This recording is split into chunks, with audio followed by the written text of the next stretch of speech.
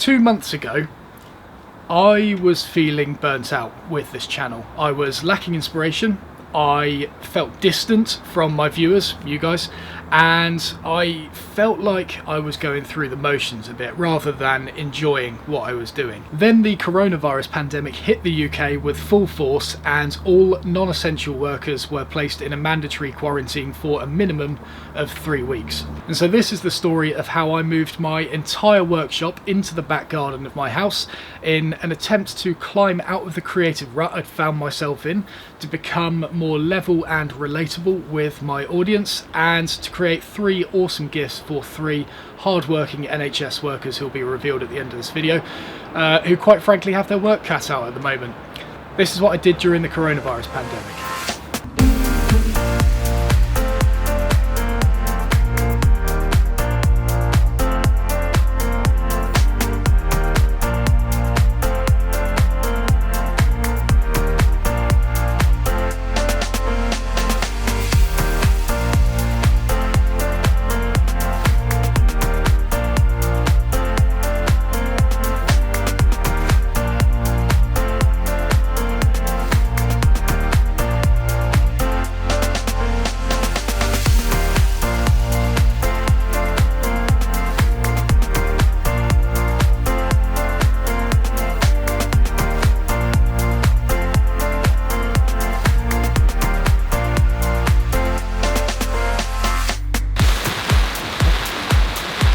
Oh no, this is not good.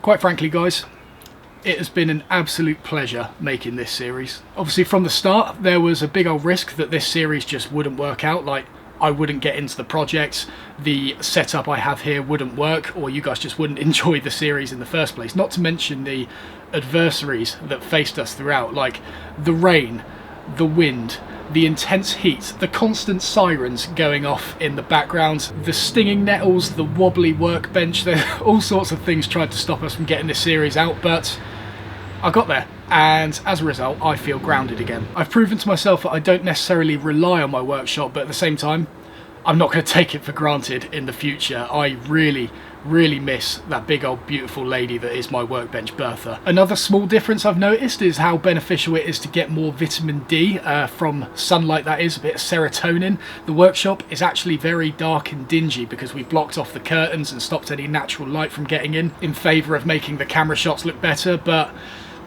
it's not worth it. Working in the garden, having this much exposure to sunlight and natural light makes a huge difference. If you can implement that in your workshop, I guarantee you it will make a huge difference. We're going to rip down the curtains in the workshop when we get back and make it more naturally lit in there, because it's far too easy to go in before the sun rises and then come out after the sun sets and not see any natural daylight for days on end, and it's just not beneficial for your motivation. So that is a huge tip I would also give you guys. And obviously, finally, I've done a little bit of good in this series as well. There has been some sort of charitable impact, no matter how small it actually is in the grand scheme of things. I feel fulfilled that I have done something for other people and shown my gratefulness for it. And as a result, because of the success of this series, both from my part, your part, and also the charitable, philosophical impact of it as well, I think I'm going to make this series a recurring theme every single year. We're going to tackle a different project every year, move my workshop into the garden for about a month or so, and see what we can do. It'll mean that I'm constantly challenging myself. You guys will see the processes that I have to go through and be able to learn from them, and obviously we'll make it a charity thing as well somehow, which will give a nice meaning to the series and also hold me accountable apart from anything. Now anyway, I'm going to shut up. Let's have a look at these boxes.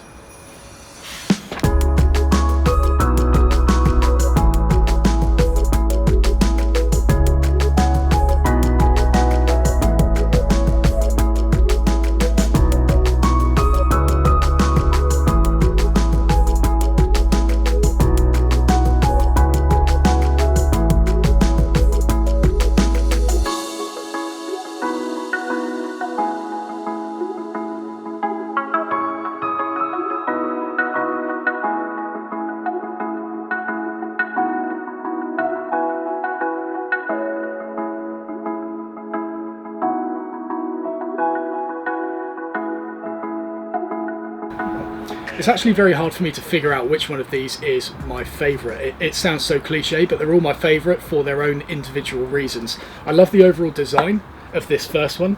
This second one, I think the choice of materials is probably my favourite. Brown oak, sycamore, and then this gnarly holly lid. It's definitely a combination of materials that I definitely want to use in the future.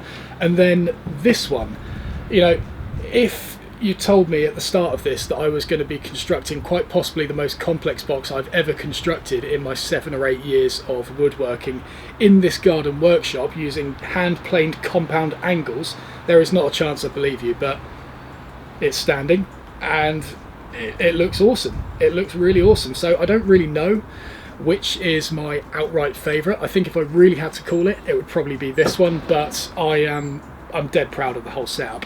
If you want to get plans for these, by the way, I've put a little package together on my website that's going to only cost £1 for all 3 designs. They were a little bit difficult to put together with regards to the stopped grooves in the ends of some of these and also the angles on the compound box, but the overall dimensions and the generic idea is included in those plans, and you should be able to figure out the gaps quite easily. So I guess it's time to do the prize draw. Now in this middle box, I've got 50 names of potential winners. This was either people who directly worked in the NHS or people who were nominating someone else on their behalf, which is what I opened the competition to. I'm absolutely gutted I couldn't make 50 boxes to give to each and every one of these people, because so many of the stories were inspiring, heartwarming, and quite often sad as well. What I will say is I have shortlisted one of the people to win. I won't say why, because everyone has their own reasons as to why they should win, but this one particularly resonated with me. So congratulations to Tom Hartridge. Yeah, I think, yeah, I've emailed you already, you know why you've won. Yeah, congratulations on that. So we are going to be picking a first place and a second place. So I'm doing this without cutting the cameras just to prove that there has actually been 50 names dropped in there. Give it a little jiggle, do it without looking. These are hard to pick out. Right, 1. Why did I do these so flat? Right, 2. Okay. Alrighty. So, I don't know how I'm going to decipher first place, so I'm just going to do it by which order they are in my hands right now. First place is Sabina, who is an I can't ever say this, an anaesthetist who visited my Axminster event with her husband. I'm so happy she's won. That is brilliant. So congratulations, Sabina, you are first place on this. Second place is Thomas Hatton, whose mum is a district nurse, works really hard day and night in end-of-life care. He's trying to make a box himself, but it's not going too well. That is a worthy winner, actually. I do remember emailing Thomas back. Brilliant. So first place Sabina, second place Thomas Hatton, and third place was the other Tom that I've just thrown away. So there we go, there's our two winners. I've folded the email addresses around just for privacy reasons, but Sabina and Thomas, oh, which Thomas was it? Thomas Hatton.